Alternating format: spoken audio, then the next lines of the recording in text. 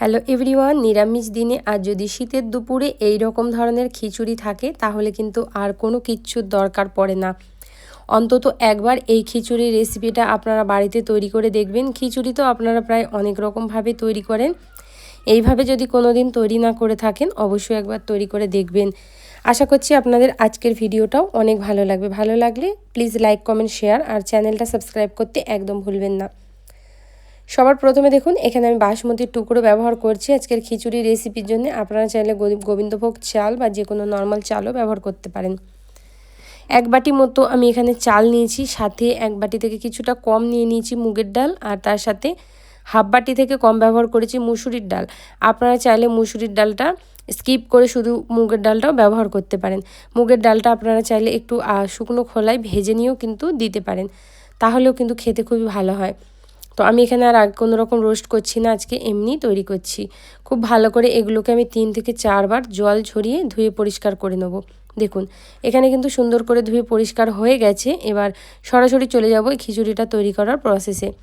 যেই হাঁড়িতে আমি তৈরি করব সেখানে এই হাঁড়িটা নিয়ে নিয়েছি। এবার এর মধ্যে আমি চালগুলো ডালগুলো পুরো ঢেলে দেবো আর দিয়ে দেবো কিছুটা বেশি পরিমাণে জল।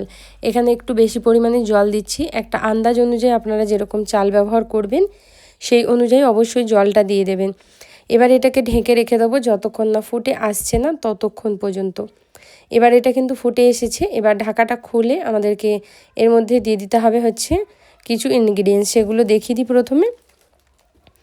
তো চাল ডালটা একদমই জলটা গরম হয়ে আস্তে আস্তে ফোটা স্টার্ট হয়ে গেছে। এখানে দিয়ে দিচ্ছি 1 চামচ মতো হলুদের গুঁড়ো আর 2 চামচ ভর্তি করে দিয়ে দেবো নুন। নুনটা অবশ্যই আপনারা টেস্ট অনুযায়ী ব্যবহার করবেন। দিয়ে হলুদ নুনটা দিয়ে খুব ভালো করে একটু এরকম করে মিক্স করে দেবো। মিক্স করে দিয়ে এটাকে ঢেকে রেখে দেবো যতক্ষণ না ভাতটা আর ডালটাও খুব ভালোভাবে ফুলে যাচ্ছে আর গলে আসছে প্রায় 50% মতো, ততক্ষণ ঢেকে রেখে দিচ্ছি। আর অপর দিকে কিছু সবজি ব্যবহার করব, সেই সবজিগুলোকে ভেজে নিই। শীতকালে তো প্রচুর পরিমাণে সবজি থাকে, আপনারা আপনাদের মন পছন্দ অনুযায়ী সবজি ব্যবহার করে এই খিচুড়িটা তৈরি করতে পারবেন। কড়াই গরম করে কিছুটা পরিমাণ তেল দিয়ে দিচ্ছি। তেলটা ভালো করে গরম হয়ে গেলে দুটো আলু এরকম ছোট ছোট আর চৌকো চৌকো করে কেটে নেবো। কেটে এই তেলের মধ্যেই দিয়ে দেবো। হাই ফ্লেমে প্রায় 1 মিনিট মতো আলুগুলোকে ভেজে নিতে হবে। যখন দেখবেন 1 মিনিট হয়ে গেছে, আলুর গায়ে হালকা লাল স্পট আসা স্টার্ট হয়ে গেছে, তখন এর মধ্যে দিয়ে দিতে হবে কিছুটা পরিমাণ ফুলকপি। এখানে আমি ফুলকপিগুলো একটু বড় বড় করেও কেটে নিয়েছি, ধুয়ে জল ঝরিয়ে আগে থেকে রেখে দিয়েছিলাম। আলু আর ফুলকপিটাকে এবারে সুন্দর করে নাড়াচাড়া করে আরও 1 মিনিট মতো ভেজে নিতে হবে। এই দুটোকে 1 মিনিট মতো ভেজে নেওয়ার পরে এবার এর মধ্যে ব্যবহার করব দুটো গাজর। দুটো লাল গাজর বড় সাইজের আমি এরকম বড় বড় টুকরো করে কেটে নিয়েছি। এবার ফুলকপির সাথে এই গাজরগুলোকেও প্রায় আরও 1 থেকে 1.5 মিনিট মতো আমি ভেজে নেব। ভাজা হয়ে গেলে এবার এর মধ্যে আমাদের দিয়ে দিতে হবে কিছুটা, আমি এখানে বিনস নিচ্ছি। আপনারা চাইলে কুমড়ো, পেঁয়াজকলি, আপনাদের মন পছন্দ অনুযায়ী সবজি কিন্তু এখানে ব্যবহার অবশ্যই করে নেবেন। দিয়ে দিলাম এখানে বিনসটা দেওয়ার পরে এবারে আমি খুব ভালো করে মিক্স করে নেবো আর সুন্দর করে মিক্স করে ভাজা ভাজা করে নেবো প্রায় 3 থেকে 4 মিনিট মতো। সবজিগুলোকে প্রায় 50% মতো কিন্তু ভাজতে ভাজতেই দেখবেন সবজিগুলো সিদ্ধ হয়ে আসবে। তো ভালো করে চলুন নাড়াচাড়া করে আরও 3 থেকে 4 মিনিট ভেজে নিচ্ছি। বন্ধুরা, যদি ভিডিওটা আপনাদের ভালো লেগে থাকে অবশ্যই লাইক, কমেন্ট, শেয়ার করতে কিন্তু আপনারা একদম ভুলবেন না। ইউটিউব চ্যানেল থেকে দেখলে সাবস্ক্রাইব করবেন আর ফেসবুক পেজ থেকে দেখলে পেজটা ফলো করবেন।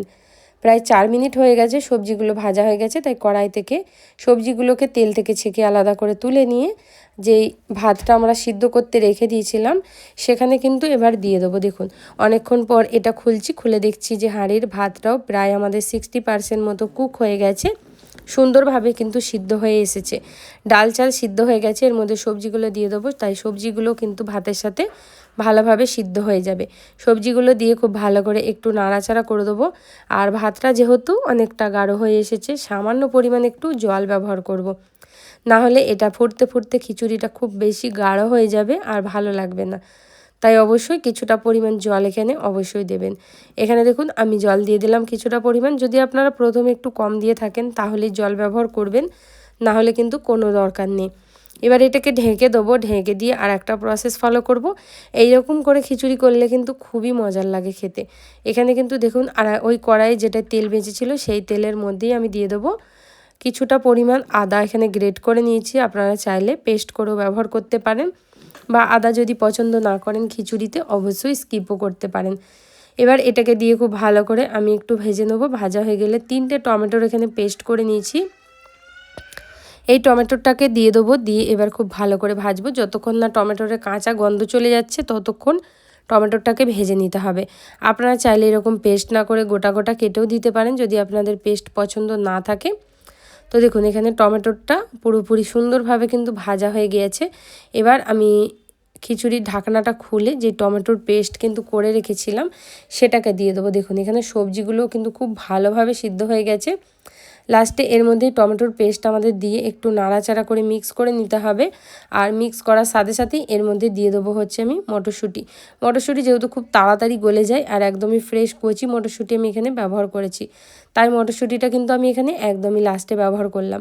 মটরশুঁটি দিয়ে কিন্তু নাড়াচাড়া করে এবার আমি মিক্স করে নেবো সুন্দর করে। মিক্স করা হয়ে গেলে লাস্টে কিন্তু একটা ফোড়ন বা তড়কা ব্যবহার করতে হবে এই খিচুড়িতে। এইটা তড়কাটা দিলে কিন্তু এর স্বাদ দ্বিগুণ হয়ে যায় আর স্বাদ কিন্তু খুবই ভালো লাগে। তড়কা প্যানের মধ্যে এখানে 3 চামচ মতো তেল আমি খুব ভালো করে হাই ফ্লেমে গরম করে নিয়েছি। এর মধ্যে দিয়ে দেবো 4টে শুকনো লঙ্কা ছোটো ছোটো করে টুকরো করে কেটে নিয়েছি। এর সাথে দিয়ে দেবো 5 থেকে 7খানা কাঁচা লঙ্কা চিড়ে দিয়েছি। আর সাথে দিয়ে দেবো হচ্ছে 1 চামচ মতো কাশ্মীরি লাল লঙ্কার গুঁড়ো। এতে খিচুড়ির কালারটাও খুব সুন্দর আসবে আর একটু হালকা ঝাল ঝাল ভাবও হবে, খেতে খুবই ভালো লাগবে।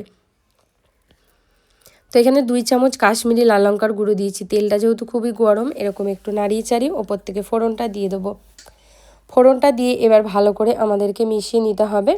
আর মিশিয়ে নেওয়া হয়ে গেলে এবার এই খিচুড়িটাকে ঢেকে আমাদের প্রায় 5 মিনিট মতো রেখে দিতে হবে। 5 মিনিট পরে কিন্তু খিচুড়িটা খুব সুন্দরভাবে তৈরি হয়ে যায়। দেখুন আজকের রেসিপিটা বন্ধুরা কেমন লাগলো অবশ্যই জানাবেন। ভালো লাগলে লাইক কমেন্ট শেয়ার করবেন। এইভাবে কে কে খিচুড়ি তৈরি করেন অবশ্যই আমায় কমেন্ট করে জানাবেন। পুরো